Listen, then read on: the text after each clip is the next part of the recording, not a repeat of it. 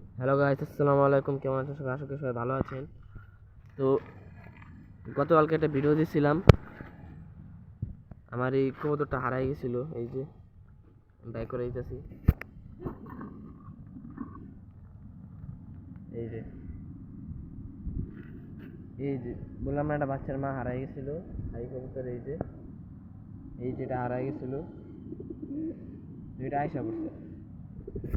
এমনি এমনি আসে না, এটা আসার পেছনে অনেক কাহিনী আছে, আমি বলতেছি।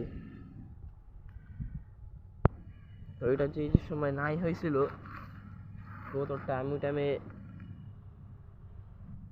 কবুতরের দোকানে বসে আসছিলাম এর পরের দিনই।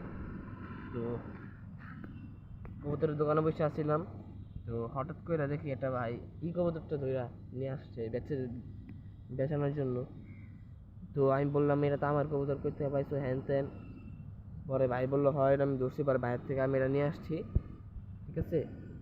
আমি নিয়ে আসছি, পরে নিয়ে এসে পরে এর ভিতরে দিয়ে দিছি। পরে বাচ্চাদের খাবার খাওয়াইছে। তো আমার আর ফিট মেয়েগুলো কেনা দরকার নাই, কিনা লাগে নাই। তো আসছে, অনেক ভালো হয়েছে। তো এখন বাজে প্রায় আপনার 9টা। আমি আজকে ভোরবেলা উঠতে পারি নাই, ঘুমের কারণে। তো আমার কবুতররা এখন খাবার দিতে হইতেছে। তো আমার কবুতরকে এখন খাবার দিয়ে দিতে হবে।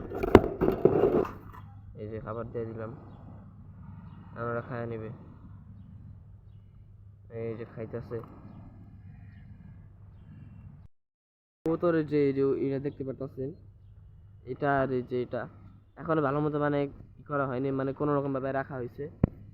তো এই কাঠ সহ ফ্রাইডেতে, শুক্রবারে ঘর বানানো হবে, আরো কাঠ দিয়ে ঘর বানাবো, ঠিক আছে। কবুতরের বাচ্চা আমি বেশি করে ঝাঁপড়ি বানাবো একটা। এই যে ওই দেয়াল দেখতে পাচ্ছেন, এই দেয়ালের উপরে যা রাখবো, ওই ছায়া আছে কিন্তু অনেক, দেয়ালের উপরে দিয়ে এইভাবে রাখবো। খাঁচা খাবার দিয়ে দিই,